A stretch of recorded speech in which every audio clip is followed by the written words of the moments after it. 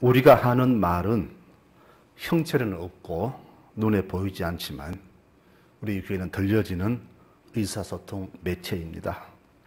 사람들은 보통 눈에 보이는 것, 손에 잡히는 것을 귀하게 보는데 정말 귀한 것은 손에 잡히지 않고 안 보이는 것이 더 귀한 것들입니다. 말은 이렇게 눈에 보이지 않지만은 사실은 우리 사람에게서 가장 큰 능력을 발휘하는 하나의 도구라고 볼 수가 있습니다. 한마디 말로 사람을 죽이기도 하고 죽을 사람을 살리기도 합니다. 또 말 한마디로 천냥빚을 갚기도 합니다. 우리의 한마디 기도가 하나님을 감동시키고 또 죽어가는 이웃을 다시금 세우는 것을 보면은 우리가 하는 말은 청량할 수 없는 무한한 힘과 능력을 가지고 있음이 틀림이 없습니다. 그래서 우리 성도들은 말 한마디에도 매우 신중해야 합니다. 왜요? 내가 말을 잘못하면은 한 영혼을 죽일 수 있기 때문입니다. 그래서 우리 언어가 맺는 가장 아름다운 열매는 바로 기도의 열매가 될 것입니다. 하나님을 찬송하고 하나님을 높이며 하나님께 간구할 때 하나님은 감동하십니다.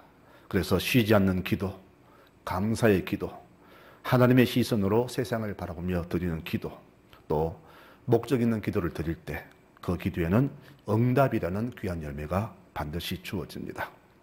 오늘은 우리 언어로 또 어떤 열매를 맺을 수 있을까? 두 번째에 대해서 말씀을 드리고자 합니다. 우리 입술로 기도해서 응답의 열매를 맺었다면 이번에는 그 언어가 우리 눈으로 볼 수 있고 손으로 잡을 수 있는 형체로 나타나게 해야 됩니다. 그럼 그 열매가 어떤 열매일까요? 바로 우리가 믿음으로 행하는 행동이 열매가 될 것입니다. 야고보 사도는 말만 하고 행함이 없는 교인들에게 이렇게 경고를 했습니다. 내 형제들아, 믿음이 있다고 말하면서 그것을 행동으로 나타내지 못한다면 무슨 소용이 있겠는가? 그런 믿음은 자신을 구원할 수 없다. 헐벗고 굶는 사람에게 옷과 음식을 주지 않으면서 가서 몸을 따뜻하게 해라, 배부르게 잘 먹으라고 말만 한다면 무슨 소용이 있는가? 믿음의 행동이 따르지 않으면 그런 믿음은 죽은 믿음이다 라고 분명히 우리에게 경고했습니다. 우리가 기도해도 응답이 없는 이유, 우리 영이 날로 새로워지기보다는 자꾸만 뒤처진 느낌이 드는 이유는 무엇일까요?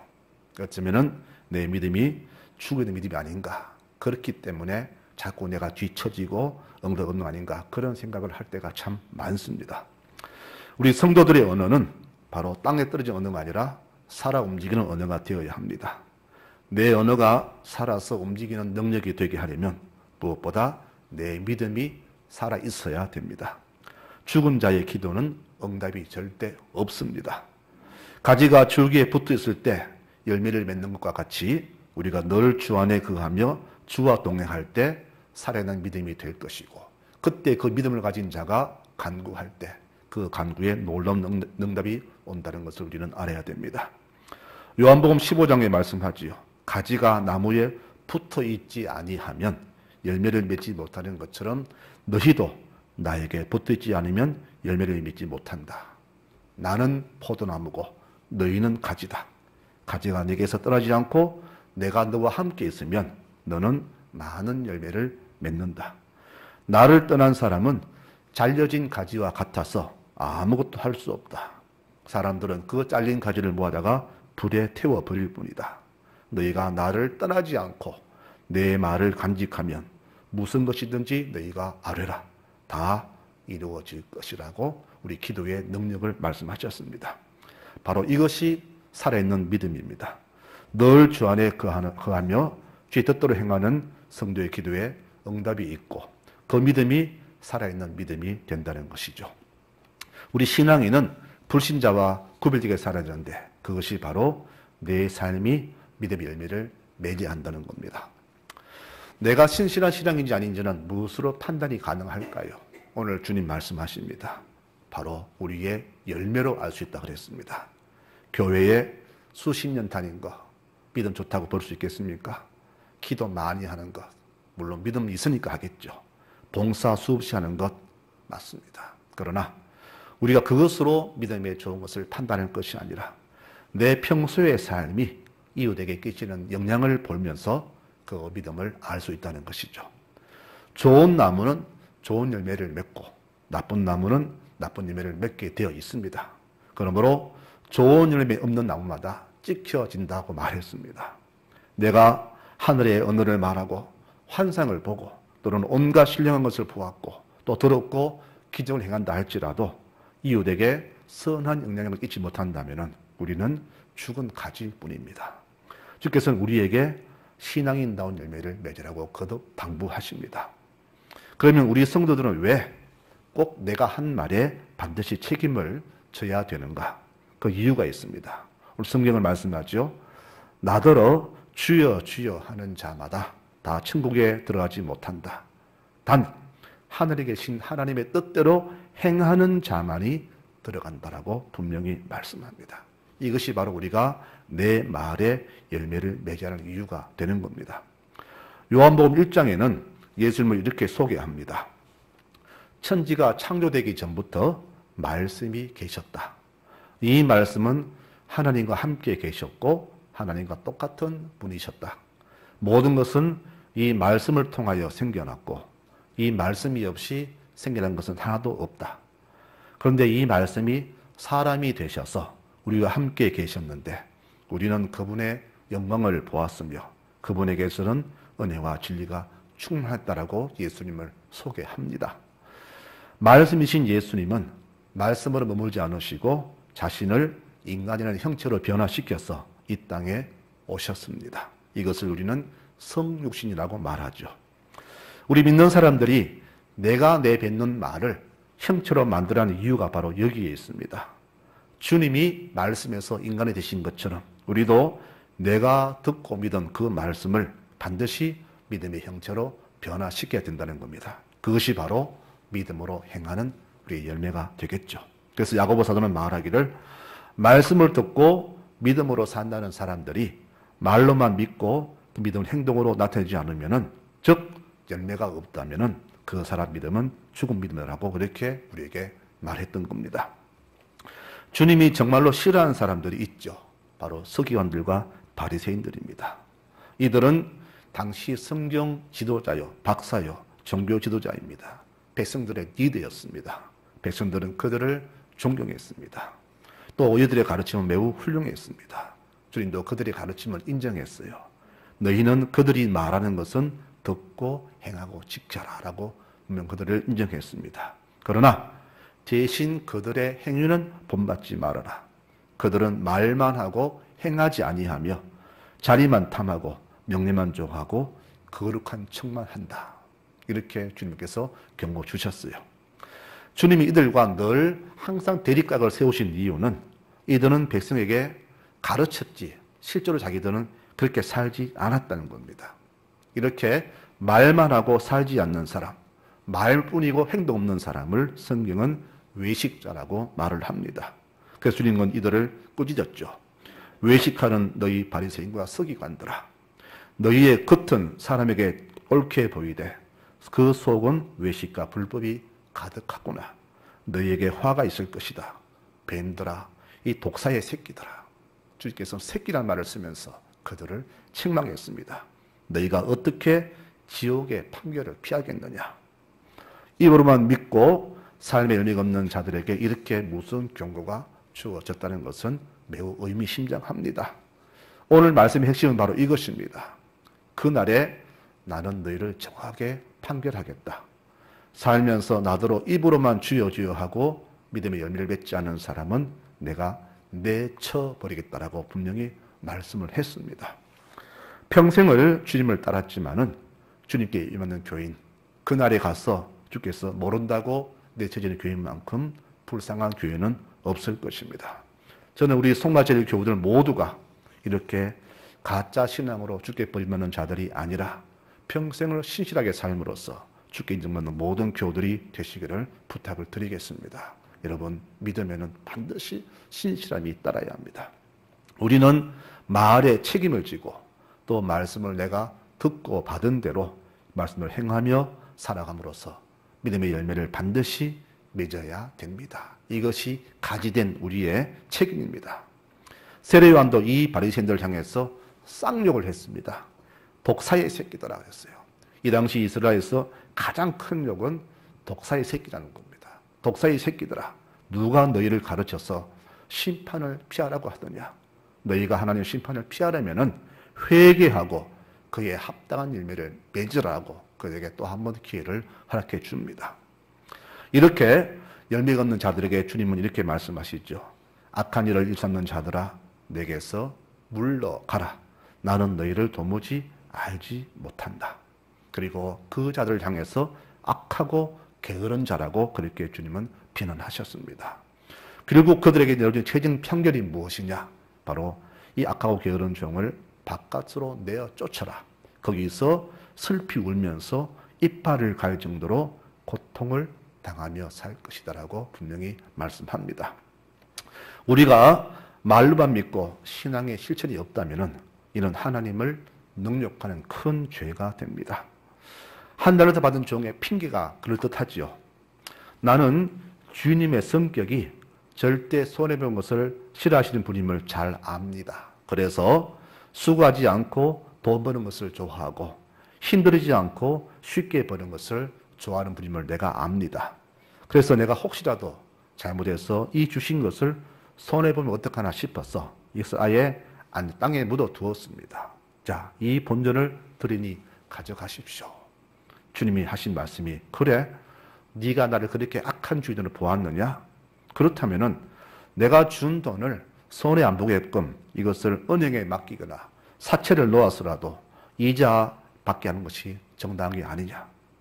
이 무익한 종을 바깥 어둠에 내어 쫓아라. 거기서 슬피 울며 이빨을 갈 것이다. 신앙은 우리의 마음으로 믿어서 그 믿은 것을 입으로 고백하는 것입니다. 그리고 그 고백을 두 손과 두 발로 실천하며 사는 것이 신앙입니다. 주님은 입으로 믿는 자들을 향해서 이렇게 결론을 주시죠. 내 말을 듣고 행하는 자는, 말씀을 듣고 행하는 사람은 집을 바위 위에 지은 지혜로운 자와 같다. 이 사람은 믿음의 기초가 매우 튼튼하기 때문에 아무리 신앙의 핍박과 환난이 와도 결코 넘어지지 않는다.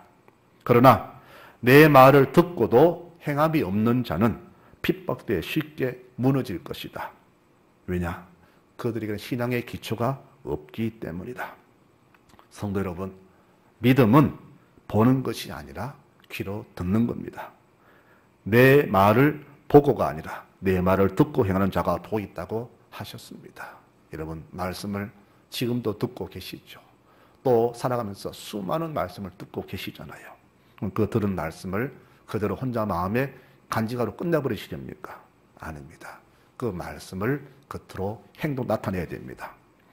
믿음은 내가 보아서 생기는 게 아니라 들을 때 생긴다고 말합니다. 로마서 10장에 믿음은 들음에서 나며 그 들음은 그리스도의 말씀으로 생긴다라고 했습니다. 말씀을 안 들으면 믿음은 절대 생기지 않습니다. 그래서 말씀 많이 듣는 사람이 믿음이 당연히 커지는 것은 당연하겠죠. 우리가 주님을 보았기 때문에 믿음 생긴 것이 아니라 말씀을 들었기 때문에 믿음이 생긴 겁니다. 그러므로 내가 더 큰 믿음을 가지려면 말씀을 더 많이 들어야 됩니다. 자꾸 보려고 하면 믿음은 안 생깁니다. 교회마다 기도한다는 사람들 특히 그렇습니다. 자꾸 뭘 보려고 해요. 하나님 환상 보여주세요. 뭐 보여주세요. 뭐 들려주세요.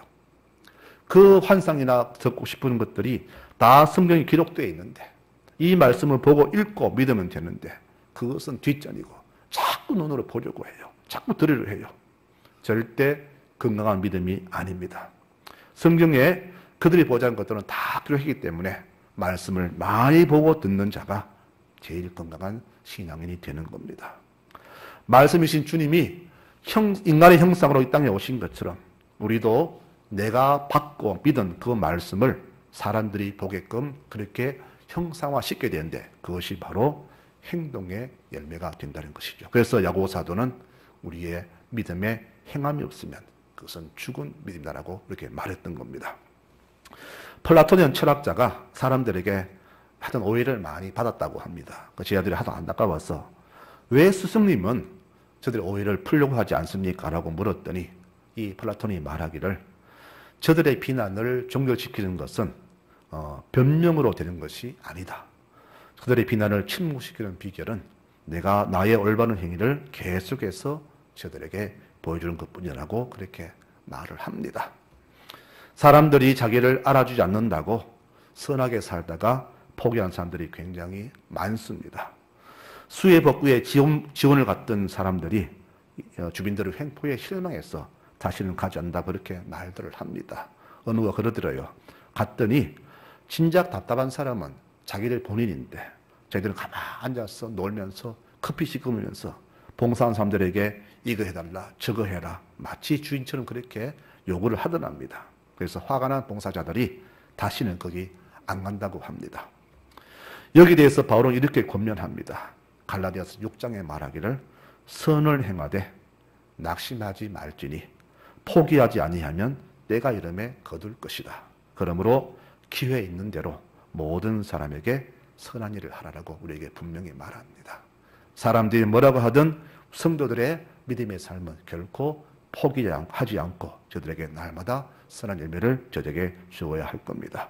그 야고보서 2장에 말하기를 사람이 믿음이 있다고 말을 하면서 행동을 나타내지 못한다면 그게 무슨 소용이 있을까? 그런 믿음이 그 사람을 구원할 수 있을까? 믿음의 행동이 따르지 아니하면 그 믿음은 죽은 믿음이라고 분명히 말했습니다. 사람들은 누구를 통해서 예수님을 바라보고 또 누구를 통해서 하나님의 사랑의 하나님을 느끼겠습니까? 바로 나입니다. 다른 누군가 아니라 이 수많은 사람 중에서 지극히 작고 보잘것없는 한 사람인 나를 통해서 주를 보고 느낍니다. 그런데 저들에 비춰지는 내 모습이 주를 바라보게 하고 주의 사랑을 나타내기보다는 그 반대 모습 보인다면 그들이 주님을 과연 받아들이겠습니까? 그러므로 우리는 입으로만 살 것이 아니라 진정 행동으로 믿음의 열매를 맺어야 되는 겁니다. 그것이 바로 우리의 선한 행동이 된다는 것이죠. 그래서 너희는 말씀을 행하는 자가 되고 듣기만 해서 자신을 속이는 자가 되지 말라라고 사도 바울은 우리에게 강하게 권면합니다. 저는 방송 설교를 자주 듣습니다. 제가 주일마다 설교하니까 들을 기회가 없어서 방송 자주 듣는데 한 번에 기가 막힌 말씀을 들어서 이렇게 소개하고자 합니다. 혼자 사는 어느 권사님 가정에 밤에 강도가 들었습니다. 이 강도를 보는 순간 너무 놀랐겠죠. 깜짝 놀라서 아무 생각도 안 나고 온몸은 떨리고 어떻게 할까 하다가 갑자기 기도하자는 마음이 들더랍니다. 그래서 기도했어요. 하나님, 저 강도의 마음을 붙잡아 주셔서 나를 해치지 않고 아무 상해 없도록 도와주십시오라고 그렇게 한참 기도했다가 하니까 조용하더래요. 눈을 살짝 떠보니까 강도도 같이 기도하고 있더랍니다. 그래서 내 기도 응답되었구나 하면서 용기 내어서 그 강도에게 이렇게 권면했대요. 왜 젊은 사람이 말이야 이런 짓을 하냐고, 바르게 살아야지 꾸짖었대요. 그랬더니 강도가 착한 강도 같아요. 저는 출산한 지 며칠 안 되었는데 해먹고 살 게 없어가지고 네 젓가락 한 대 있으면은 장사해서 살 것 같다. 그래서 이 돈을 구하려고 이렇게 했다. 용서해 주십시오라고 오히려 빌더래요. 그래서 그 사람에게 한참 동안 예수를 소개했대요. 하면서 하고는 그 젓가락값을 주면서 다시는 선하게 살아라 하면서 축복하죠 보냈답니다. 그 보내고는 뒤따라가서 바로 파출소 신고했대요. 강도는 잡혔고 자기는 그 돈도 회수를 했다고 합니다. 여러분, 이 사건을 어떻게 해석해야 되겠습니까? 저는 그 말을 들을 때 아무 생각이 안 났습니다. 과연 이분도 하나님 믿는 사람이 맞는지요? 입으로는 사랑을 부르짖으면서 행위는 전혀 없는 그 모습. 또 저는 그 이야기를 생각하면 의안이 벙벙합니다. 여러분, 그것은 지어낸 이야기가 아니라 실제 이야기라고 합니다. 차라리 말이나 하지 말든가 하나님 인정해서 자기를 높이고 그 영광을 가로채는 일들이 우리 성도 삶에 얼마나 많은지 모릅니다. 자, 이렇게 오늘 말씀의 열매 두 번째 말했습니다. 우리 입술은 기도의 언어가 가장 귀하고 그리고 그 기도의 언어를 행동으로 성화시켜야 한다. 이렇게 두 번째 예를 말씀드렸습니다.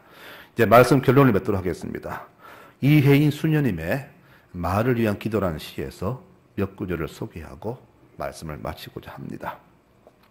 내가 이 세상에 태어나 수없이 뿌려온 말의 씨들이 어디서 어떻게 열매를 맺었을까?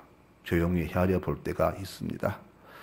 무심코 뿌린 말의 씨라도 그 어디선가 뿌리를 내렸을지 모른다고 생각하면 왠지 두렵습니다. 언제나 진실하고 언제나 때에 맞고 언제나 책임 있는 말을 갈고 닦게 하소서. 내가 어려서부터 말로 저지른 모든 잘못, 특히 사랑을 거스르는 비방과 오해의 말들을, 경솔한 속단과 편견과 위선의 말들을 주여 용서하소서. 나날이 새로운 마음, 깨어있는 마음, 그리고 감사하는 마음으로 내 언어의 집을 짓게 하시어 해처럼 환히 빛나는 삶을, 노래처럼 즐거운 삶을 당신의 은총 속에 이어가게 하소서. 아멘. 이 시를 전해드립니다. 한 번 뱉으면 다시 주워 담을 수 없는 우리의 말이지만 이 말들을 책임지는 방법은 바로 우리의 행동입니다. 말에 실수가 있었습니까? 내가 말을 잘못했어. 상처를 주었습니까? 그렇다면 잘못했다고 인정하고 사과하면 됩니다. 그리고 뱉은 말은 반드시 책임을 지면 됩니다. 그것이 바로 열매입니다. 약속했습니까? 반드시 지키십시오. 누군가와 어떤 약속했더라도 특히 아이를 달래기 위해서 그냥 순간적으로 못 지킬 약속했다 할지라도 그 약속은 반드시 지켜야 됩니다. 이 행함이 바로 입술의 언어가 될 것입니다. 오늘도 우리는 많은 말을 하며 살아갑니다. 하지만 듣기는 속히 듣되 말하기는 신중히 해야 됩니다. 우리의 말은 놀라운 능력이 있지 않습니까? 하나님은 그런 능력의 언어를 우리에게 선물로 주셨습니다. 그래서 우리의 기도는 병자를 낫게 하고 귀신도 쫓아내지 않습니까? 엘리야는 하늘을 열고 닫는 능력의 기도를 소유한 사람이었습니다. 그만큼 우리의 말은 능력이 있는 말입니다. 그러므로 성도 여러분, 이 능력의 언어를 사람을 살리고 세우는 데 사용하시기를 바랍니다. 깊이 묵상하고 언어를 내뱉을 때 이 말이 저 사람에게 합당한가 아닌가를 분명히 파악하고 마주해도 해야 될 것입니다. 그리고 내가 한 말에는 반드시 형상화시켜서 모든 이에게 기쁨과 행복을 선사하시는 교우들이 되시기를 바랍니다. 이렇게 말씀의 능력으로 살아가는 교우들의 가정에 하늘의 신령한 복과 이 땅의 기름진 축복들이 넘쳐나는 복된 가을이 되시기를 간절히 축원합니다. 아멘.